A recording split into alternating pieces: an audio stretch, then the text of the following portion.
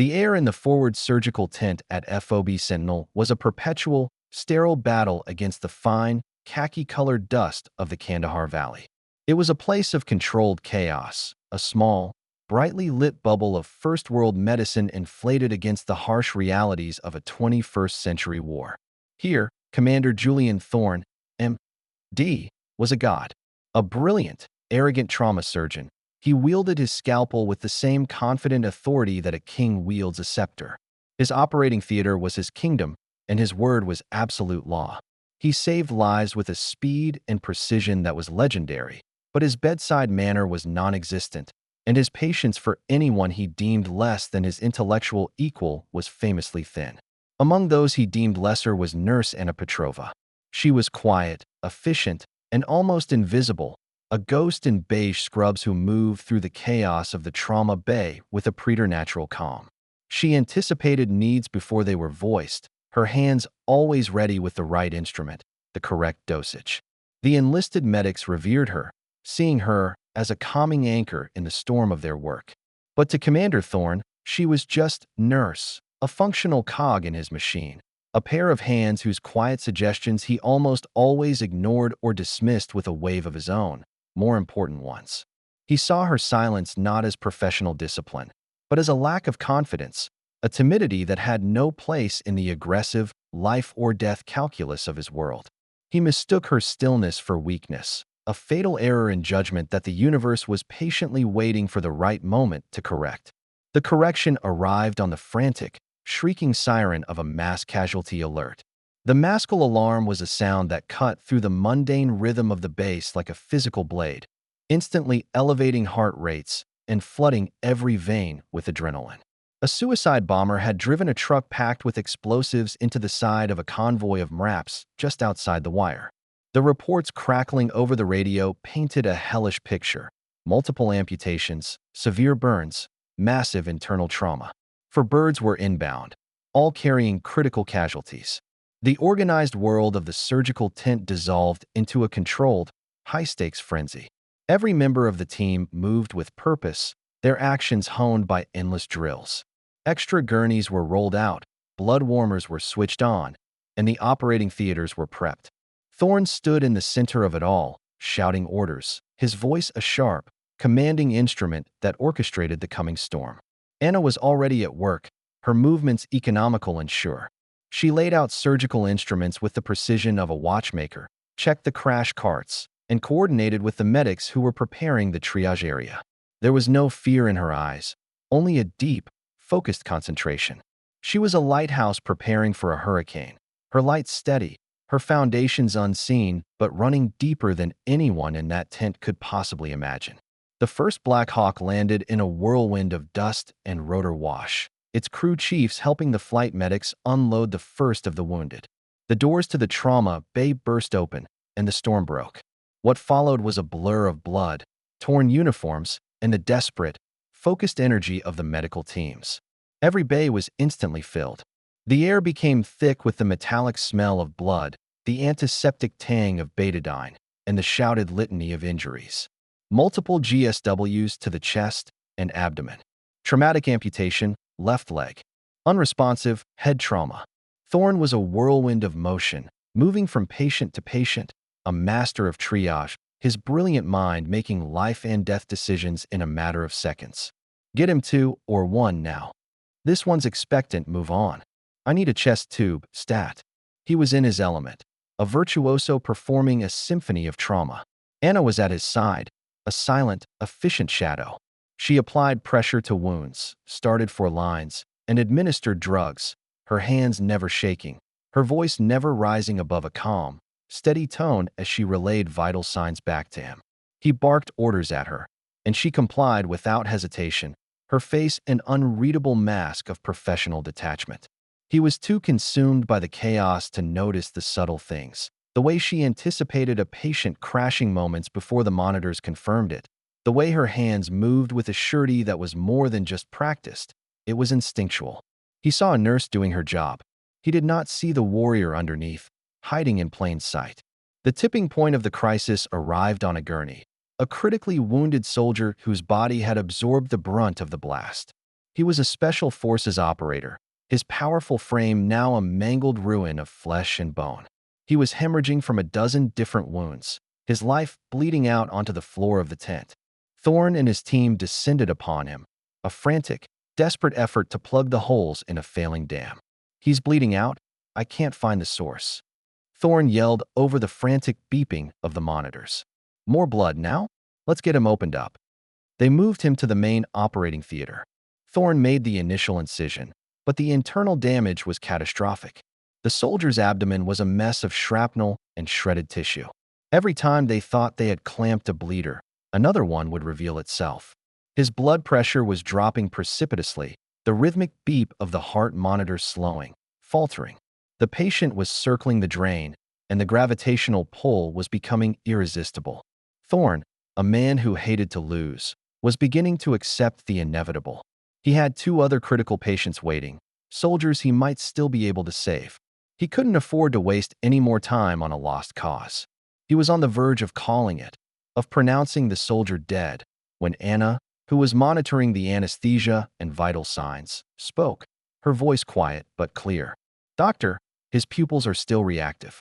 He's fighting. Check for a subclavian bleed, high on the left side. The shrapnel trajectory suggests it." Thorne, his focus frayed, his nerves raw, his ego pushed to its limit by the relentless failure, finally snapped. He looked up from the bloody ruin of the soldier's chest and glared at her, his eyes blazing with a frustrated fury. "A subclavian bleed. Nurse, are you a surgeon now?" He shot back, his voice dripping with sarcasm. He let out a short, bitter laugh, a sound of pure condescension that cut through the tension in the room. "The man has a dozen holes in him the size of my fist. He's lost more blood than a human body can hold, and you're postulating about a nicked artery under the collarbone. Don't tell me how to do my job. What are you going to do? Talk him back to life." It was a moment of supreme, arrogant cruelty, a public dismissal of her professional opinion in the most demeaning way possible. He had stripped her of her agency, reducing her to nothing more than a foolish, emotional woman in his world of cold, hard science. He had laughed at her. At that exact moment, a sound, barely audible, came from the man on the table. The Special Forces operator, hovering in the gray twilight between life and death, his eyes fluttering open for a final, fleeting moment, focused on Anna. His lips, cracked and bloody, moved, forming a single word, a ragged, desperate whisper that seemed to suck all the air out of the room. It was not her name. It was a title, a legend. "Valkyrie," he breathed, the name a prayer. And then his eyes rolled back, and the monitor flatlined into a single, piercing tone. The word hung in the air like a ghost. "Valkyrie." Commander Julian Thorne froze, the scalpel in his hand suddenly feeling impossibly heavy. The name was a key, and it unlocked a door in his mind to a place of myth and rumor, a place he had never believed was real. The Valkyrie program. It was a ghost story, a legend whispered in hushed tones in the bars at Fort Bragg and the ready rooms at Dam Neck. It was a JSOC Black project, an experimental initiative to create a new breed of combat medic for the most elite, clandestine special missions units. These weren't just medics who could apply a tourniquet under fire. They were operators, trained in the same dark arts as Delta Force and SEAL Team 6, but with an added, almost mythical, level of medical training. They were said to be able to perform life-saving surgery in the back of a shaking helicopter, to keep a man alive with nothing but a knife in their bare hands. They were the angels who descended into the deepest parts of hell to carry the chosen warriors back. The program was officially a fantasy, a recruitment myth. But Thorne had heard the stories from wounded operators he had treated over the years, stories told with a reverence and awe that hinted at the truth. And their lead operator, the first and most legendary of them all, the one they called the Angel of the Hindu Kush, had a call sign. "Valkyrie." He stared at Anna, at the quiet, unassuming nurse he had just ridiculed, and his entire perception of reality fractured. He saw the way she was looking not at the flatline monitor, but at the patient, her expression not one of defeat, but of furious, defiant concentration. The world had told her the man was dead. She was refusing to accept it. The long, unbroken tone of the flatline was a scream of finality. But Anna moved as if she hadn't heard it. The deferential nurse was gone, burned away in an instant, replaced by a woman of cold, absolute authority. He's in V-fib, not asystole. The monitor's wrong, she stated, her voice low and commanding, a tone that tolerated no argument. Charge the paddles to 200. I need a 14-gauge needle and a chest tube kit. Now. She didn't wait for Thorne's permission. She was already moving, grabbing the defibrillator paddles herself. One of the other nurses, stunned but reacting to the sheer force of her command, charged them. Clear, Anna shouted. She pressed the paddles to the soldier's chest, his body arching off the table as the electricity jolted through him. The flat line on the monitor jumped, then resolved into a chaotic, ragged rhythm. Ventricular fibrillation. She had been right. Her diagnosis had been faster and more accurate than the multi-million-dollar machine beside her. He's back, for now, she said, her focus absolute. He threw a clot. The tension pneumothorax from the subclavian bleed is collapsing his lung and putting pressure on his heart. That's why we lost him. She turned to Thorne, her eyes locking onto his, and for the first time, he saw the steel behind them. Doctor, she said, her voice leaving no room for debate. Give me the needle. Then you're going to open his chest, right here. She pointed to a precise spot on the operator's chest. She wasn't asking him. She was telling him. She was the mission commander now, and this patient was her only objective. Thorne, his arrogance shattered, his mind still reeling from the revelation, found himself moving on instinct. He handed her the large-bore needle. The other medics in the room, caught in the grip of her sheer force of will, moved to assist her, their actions swift and sure. In the rarefied world of the operating theater, where hierarchy was absolute, a quiet nurse had just taken command from a decorated Navy commander, and no one questioned it. Anna took the needle and, with a single, unhesitating motion, plunged it into the soldier's chest, just above the second rib. There was a faint hiss as trapped air escaped, relieving the pressure on his heart and lungs. The vitals on the monitor flickered again, the chaotic rhythm becoming slightly more organized. It was a masterful, life-saving intervention, performed with a speed and confidence that was breathtaking. That bought us a few minutes, she said, her eyes never leaving the patient. She looked at Thorne. Scalpel. He slapped the instrument into her waiting hand without a thought. But she didn't take it. She pushed his own hand, the one holding the scalpel, toward the patient's chest. Your hands are faster, she said. Make the incision where I told you. I'll guide you. And so began the most extraordinary procedure of Julian Thorne's life. He was still the surgeon, his hands performing the intricate, delicate work of repairing the ravaged body. But she was the architect, the diagnostician, the strategist. She saw the entire picture of the trauma, anticipating complications before they arose, her quiet instructions guiding his hands. The bleeder's deeper than you think, behind the clavicle. You need more retraction. Watch the phrenic nerve on your left. He's about to throw another PVC. Have the lidocaine ready. She was a symphony of medical knowledge and combat experience, and he was, for the first time in his career, simply an instrument in the hands of a master. He finally understood. She wasn't a nurse who had gotten lucky. She was a legend who had been pretending to be a nurse. They saved him. Against all odds, against all medical reason, they pulled the Special Forces operator back from the brink. The procedure took 2 more hours, a grueling, bloody battle for a single life. But when they were finished, the soldier's heart was beating in a steady, stable rhythm. He was alive. The immediate crisis of his surgery was over, but the larger mascle still raged. For the next 6 hours, Commander Thorne and Nurse Petrova worked side by side. But they were not surgeon and nurse. They were a single, brutally efficient unit, a fusion of his technical brilliance and her preternatural diagnostic skill. The dynamic had been irrevocably altered. He now listened to her quiet suggestions with the rapt attention of a student. She would murmur a potential diagnosis, and he would confirm it with his scalpel. She would notice a subtle drop in a patient's oxygen saturation and identify the cause before the alarms could even sound.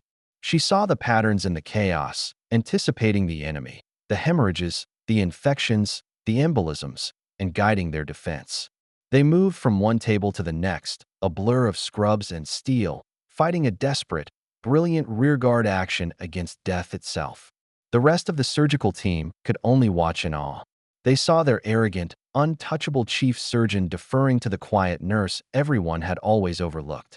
They saw a partnership forged in the crucible of a crisis, a synergy that was saving lives that by all rights should have been lost. They didn't know her true name. They didn't know the legend of Valkyrie, but they knew they were witnessing a quiet, profound miracle. The sun was rising as the last of the Maskell casualties was stabilized and moved to the post-op recovery tent. The surgical bay was a scene of controlled devastation, the floors sticky with blood, the air thick with the smell of antiseptic and exhaustion. The storm had passed, leaving behind a profound, bone-deep weariness in everyone who had weathered it. Commander Thorne stood in a corner of the tent, pulling off his bloody gloves, his body aching, his mind a quiet sea after the hurricane. He watched as Anna moved through the room, her work still not done. She was not celebrating, not resting. She was checking on the patients, adjusting for drips, speaking in a low, calming voice to the men whose lives she had just helped to save. She was a nurse again, her quiet, unassuming persona settling back over her like a familiar cloak. Thorne walked over to her. He felt a need to say something, to acknowledge the chasm that had opened up and been bridged between them. An apology seemed insultingly small. Gratitude felt inadequate. He stood before her, the great surgeon, humbled in the presence of the quiet nurse. "The operator," he said, his voice raspy with exhaustion. "The one they brought in. The one who knew your name. He's in recovery. His vitals are stable. He's going to make it." Anna looked up from the chart she was reading, and for the first time, he saw a flicker of a genuine, unguarded smile touch her lips. It was a sight more beautiful than any sunrise. "Good," she said softly. "That's why we're here, isn't it?" He could only nod, the simple truth of her words cutting through all the layers of his ego and arrogance. He had always thought he was there to be the hero, the great surgeon. He realized now he was just a part of something larger. He was there to heal, and in the last 12 hours, the quiet woman standing before him had healed more than just the bodies on her table. She had healed a part of him, too. He offered a slow, profound nod, a silent acknowledgement of the truth he now knew. He was a great surgeon, but she was Valkyrie.